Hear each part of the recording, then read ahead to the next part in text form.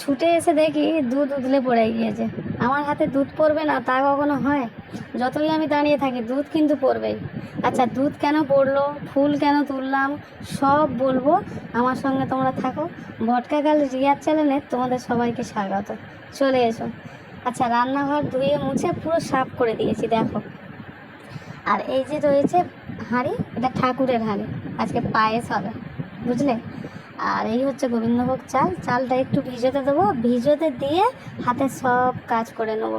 আলপনা দেওয়া, তারপরে ফুল তোলা, তারপরে ঠাকুর গুছোনো, মোচা, শিব ঠাকুরটা চান করানো পরিষ্কার করে। ঠিক আছে, চলো আপাতত এখন ফুলটা তুলি। ঠিক আছে, আমাদের এখানে কিন্তু ফুল গাছ আছে, প্রচুর ফুল হয়, প্রচুর ফুল। এই দেখো ফুলগুলো তুলে নিচ্ছি। তা প্রায় প্রত্যেক দিন 10টার মতো ফুল হয়, মানে আমার ঠাকুর ঘরে এনাফ। ভোলে বাবার পুজো হবে আর সাদা ফুল দেবো না তাই কখনো হয়? তাই সাদা ফুলের গাছও কিন্তু আমাদের এখানে আছে।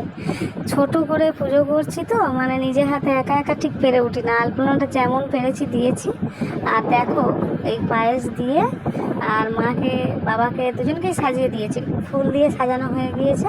প্রায় পুজো আমার কমপ্লিট। ঠিক আছে, পাশে কাকে রেখেছি বলো তো? তোমরা তো চেনোই, যারা প্রতিনিয়ত আমার ভিডিও দেখো নিশ্চয়ই তারা জানবে। মাকে তো বাবার পাশেই রেখেছি আমি। যাই হোক, সব কিছু হয়ে গেছে, এবার রান্নাঘরে যাব, কেননা আমার জন্য কিছু একটা বানাতে হবে। তাই গোবিন্দভোগ চাল আর আলু সিদ্ধ করলাম ঘি দিয়ে খাওয়ার জন্য। আজকে কিন্তু কমেন্ট করো সবাই, কার বাড়িতে কি রান্না হলো।